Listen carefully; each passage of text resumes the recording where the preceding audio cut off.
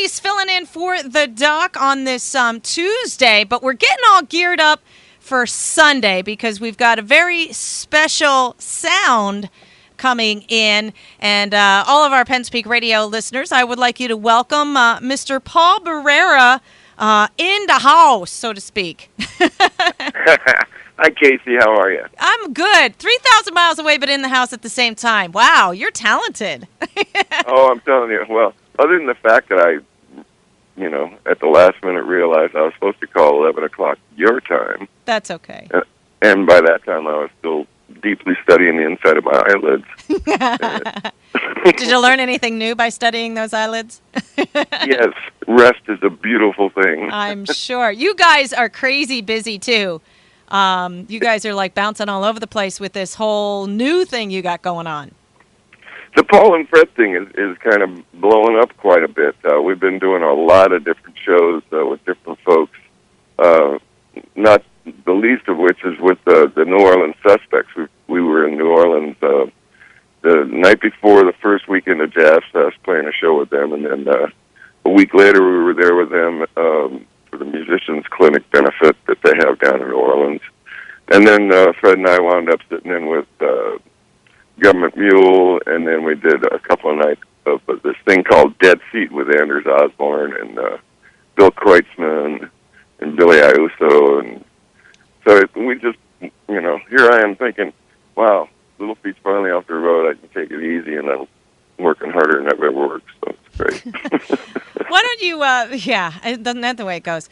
Why don't you tell our listening audience a little bit of background between you and Fred, just in case they're not quite familiar with Little Feat. You guys have been playing together for quite a while, right? Oh, yeah. Yeah. Ever since 1972, when I started with Little Feat, the first recording I did with Little Feat was Dixie Chicken. And that's when I met Fred. He was a friend of Lowell's, and he had a song called Fool Yourself. And he was down in the studio, and that's when I met Fred, and we recorded his song for that album.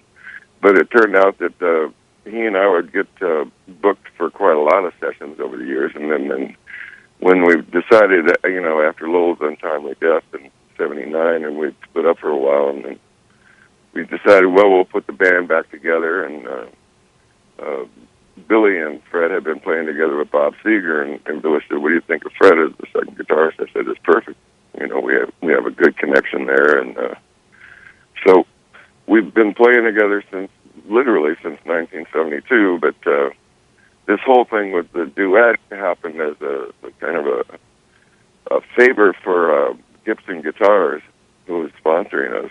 Mm-hmm. They asked if we could come and open a show for John Lee Hooker, and we said sure. We put together 45 minutes material. And the next thing I know, we're touring Japan, and we've been all over Europe, and it's just been a lot of fun. We get to play with different folks, which makes it real interesting. Yeah, on your docket here, you've got where you've done sessions with people like Bonnie Raitt, Bob Dylan, the Wallflowers when they were singing together and stuff. So you've probably met quite a few musicians in your day, huh, Pa?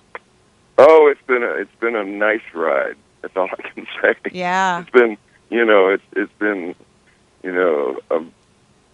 never in my wildest dreams would I have imagined that I would have, been able to do what I've been doing for 40-some years now. That's awesome. Tell us a story of a musician that might have maybe that you played for or jammed with or whatever that kind of took you by surprise. Like I'm sure, most of these people are kind of the same. Musicians are musicians, but maybe somebody that kind of took you by surprise that was a little different than what you expected. Wow, that's an interesting one. Well, there's the obscure one I can think of. It was Chico Hamilton, who was a jazz drummer that we wound up getting to play with. Mm-hmm. But someone, on a more straightforward level, I'd have to say probably Carly Simon. Really? When we were called in to play with her, I had no idea what to expect. And she was just the sweetest, most wonderful person. And she, when you think of Carly Simon, you don't think of stuff that's more in the funk vein, shall we say. Yeah. But she loved it. She was recording one of Little Feat songs, and we kind of made it swing. And so I'd have to say that was a pleasant surprise. On the other side of the coin, I was hired to come in and play with Rita Coolidge, with all the A-listers of the L.A. music scene, and I said, I think after take 30 or something like that, I said, we could make this a little funky, and they said, you out. They kicked you out? Oh my goodness! Yeah. Wow, I guess that was a shock. Next time you learn, keep your mouth shut. That's it. Yeah, keep it straight. Just do what they want you to do, Dodd. Just do what they want you to do. Right. Wow. Did you get to go? You guys want to make this swing? Wait a minute. Did you get to go back in, or were you done? I was done. Oh no. Amazing. Wow, that's pretty interesting. So you've probably had some significant experiences over the years of some fun stuff and some different things, and so many different people that you've played with. What was one of the shows maybe that you thought was one of the most memorable shows that you've done in your career that really kind of stands out as something that was bigger than life, something special? Probably one of the first shows that back in the old days when Lowell was alive, and we were touring with this thing called the Warner Brothers Music Show out through Europe, and we did an afternoon show at the Rainbow Theatre in London, and we opened for the Doobie Brothers. And at that point, we were like the darlings of the English media. They thought Little Feat was the American sound, and this and that and the other thing. And so it was like we could do no wrong. But then we found out how many fans we had amongst the luminaries of British rock. I mean, there was an abundance of stars in the audience. From Jimmy Page to Elton John. Wow. But we did a show, Yeah. It was almost flawless. Nice. I mean, even when we messed up, we were smiling and having fun with it. And we did 3 encores. The headlines in the next day's paper, which made it very tough for hanging out with our friends from the Doobie Brothers, was should the Doobie Brothers be called the Smothered Brothers after being trampled by Little Feat? I went, this is not going to go well for the rest of the tour. Oh, no. But that's not your fault. That's the newspaper. But I guess you guys got blamed anyway. Well, the press. What can I say? Yeah. But it was a great show. It was amazing. That's pretty cool. Lowell used to look to me to cue him on verses every now and then when he would forget them. And we were doing our Dixie Chicken, and I kept leading him back into the second verse after the third solo, and he would start it and go. He'd look over at me like, oh, God, because he'd have to finish the verse, and we'd go through another solo section, and then he'd look at me, and I did it one more time, and he went for it. And it was like, you see, we were laughing and having a great time. So you guys are doing tricks to each other. You're playing a little trickster stuff going on, too, on stage. You got to have fun. You got to have fun. You got to have fun, Otherwise, what are we doing on this planet? Well, and for doing what you've been doing for so long, I mean, you got to mix it up a little bit. You got to make it different, or I'm sure it gets stale. It's like, okay, we got to do this again, playing the same songs over and over. So you got to do something to make it fun, right? Absolutely. Which comes, it brings us back to what we're doing now. It's a new take on an old theme, and it makes it fun again. And people ask me all the time, well, is Little Feat ever going to tour again? And I go, I'm not really sure. I'm not ready to go get on a bus for months on end. But if the right thing comes along, yeah, Little Feat will tour again. Keep your doors open, right? I like to keep all my options available. So speaking of the tour, how much are you doing touring with Fred? Are you guys really doing a lot, like every week, or are you going to do sporadic type shows? It's pretty sporadic. Usually a couple of weekends a month. Mm-hmm. So we get to spend a whole lot more time at home. Fred became a grandpa, I guess, about 3.5 years ago. Aww. And it's like his granddaughter has got him wrapped around his and now they're about to have their second child, so Fred and Patricia are just like giddy with anticipation of another baby. Aww. I think the whole thing about being a grandparent is like oh, you get all the good parts of the kids, and Yeah. and then And then you bad hand them parts, back. hand them back to the kids. Absolutely. That's like an aunt too. You can take them and spoil them and give them the sugar and all that kind of stuff. And when they have a poopy panty and all that, you hand them back to mom. Here you go. It's all yours. There you go. Get them all jacked up on caffeine and candy and all fired up. And then when they're dirty and stinky and all that, you just hand them back to mom. Yeah. Well, look what I got your little boy here. I got him a set of drums. Oh no! Wait a minute. Yeah. What? What? You did what? No. Now how do you tell the kid that they're not allowed to? See, that's the thing, And then the parents are stuck trying to explain things, Yeah. I'm amazed. I have a son who's like almost 25 now. When he was 15, he finally came to me and said, "Dad, I figured out what instrument I want to play." And I said, "Great. What is it?" And he went, "Turntable." And I went, "What? Wow." But I remember when I was a kid and I wanted, my parents to buy me an electric guitar, and, they were from, a family of actors and musicians and so forth, so they said, okay, whatever floats your boat, and, it worked out well for me, and it seems to be working out well for my son. He's now, doing that whole EDM stuff and having a good time, so. There you never go. know. Yeah. You never know, and you can't put any handcuffs on artistic endeavors. That's for sure. Well, that's good that you encourage them, no matter how loud and annoying it may be. He hates me because I call it disco on steroids. That's what they make headphones for.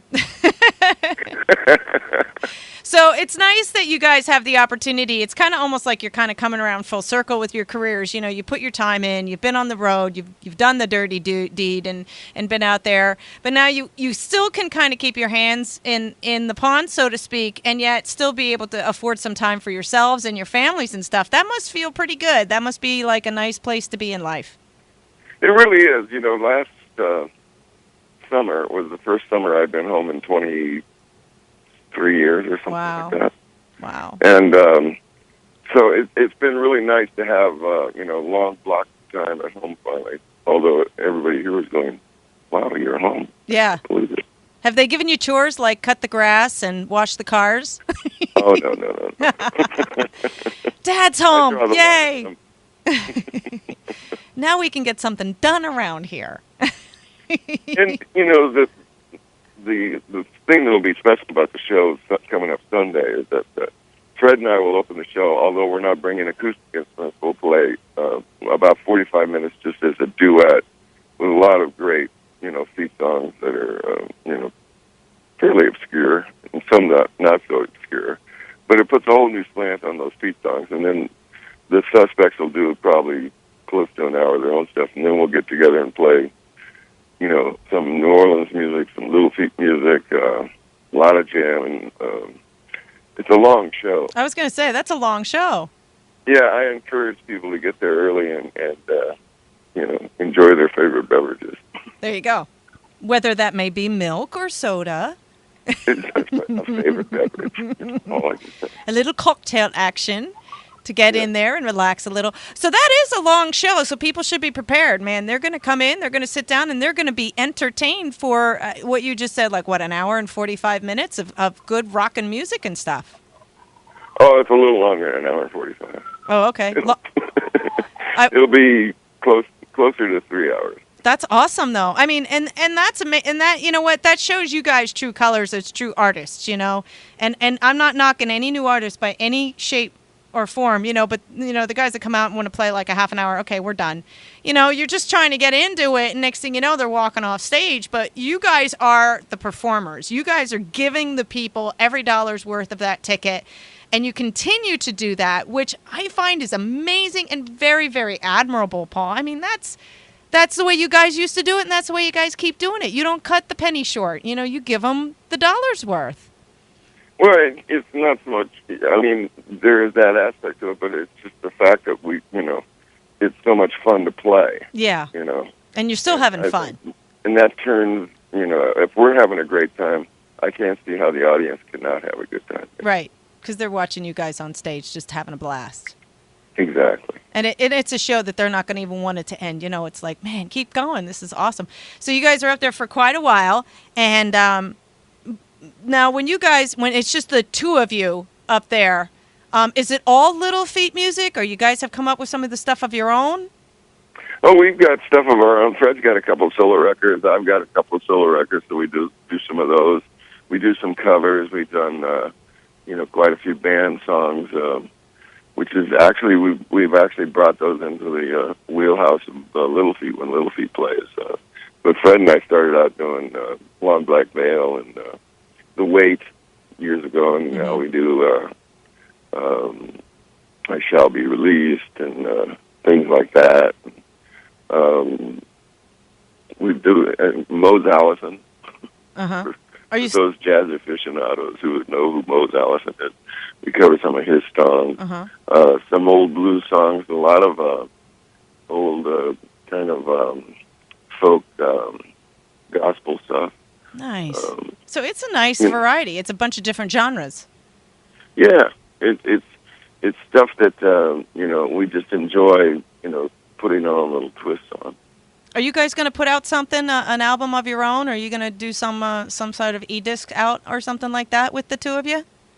We've been talking about it now for 10 years to actually go in the studio. We put out a live DVD and a live record, which we'll have some of the live records with us when we get to Penn.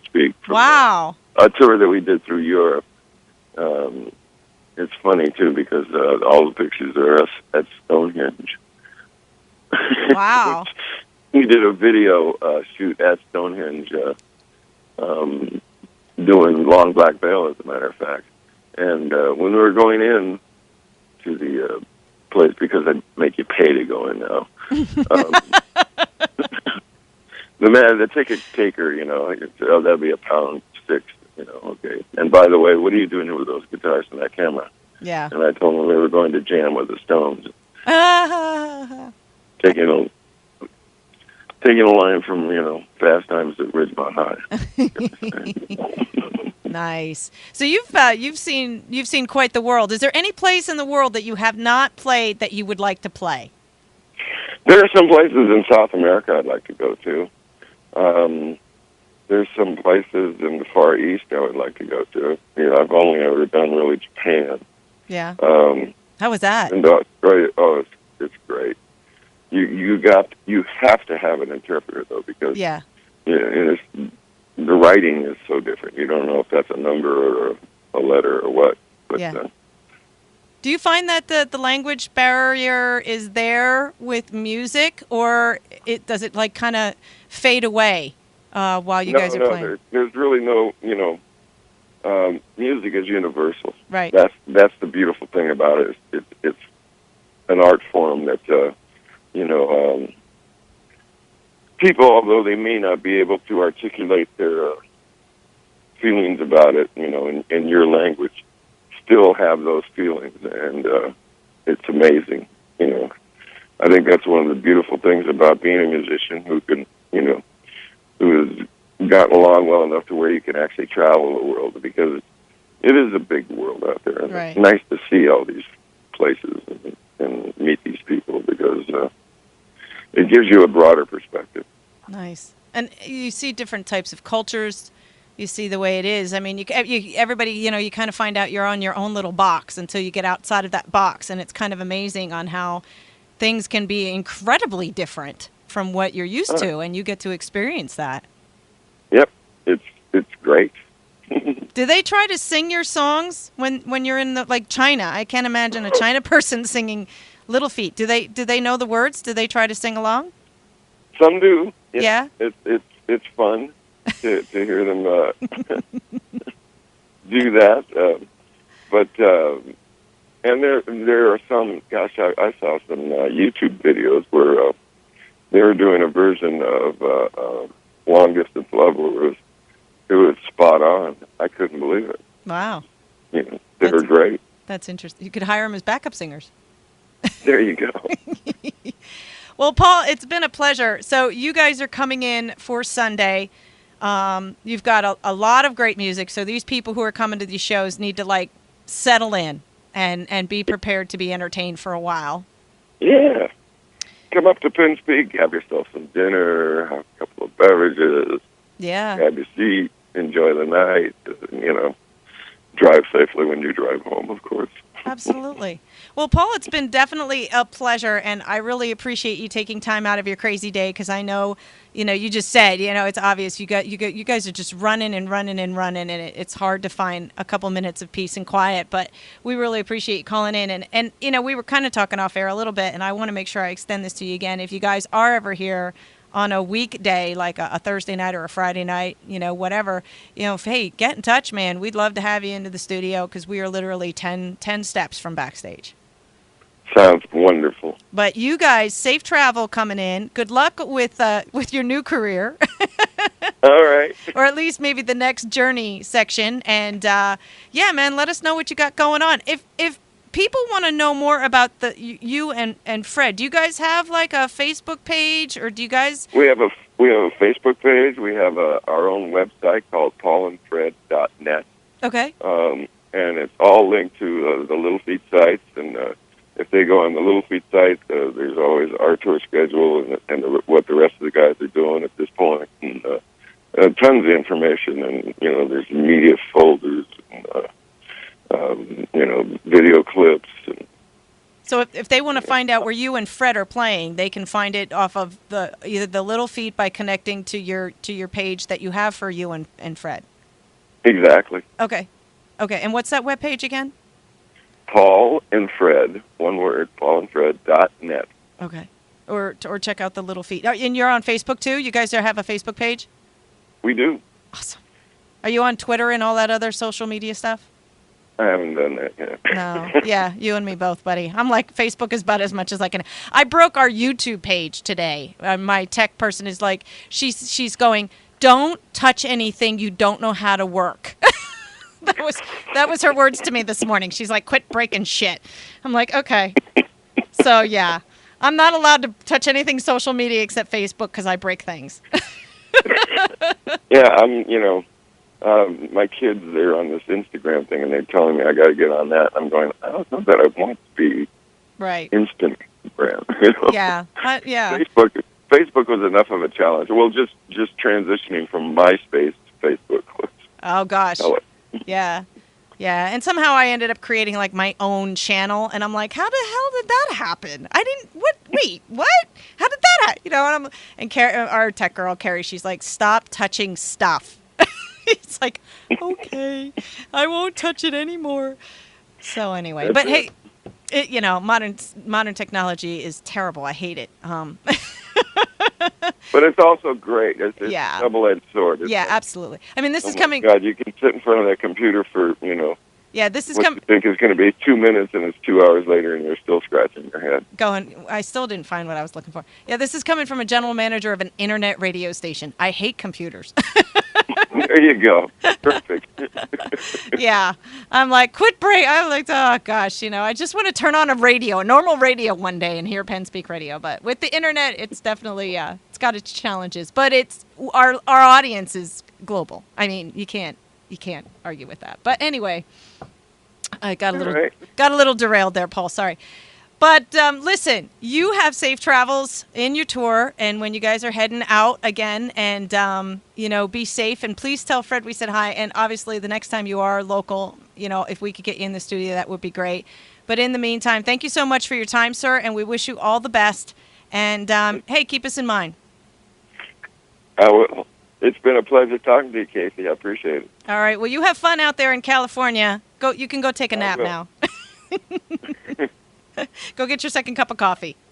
Okay, I'll do that. All right. Thank you, sir. You have a great day, and enjoy the view when you come to Northeast Pennsylvania. I certainly will. I love it up in Penn Speak. It's a beautiful place. Thanks so much. We appreciate it. Take care. Have a great time.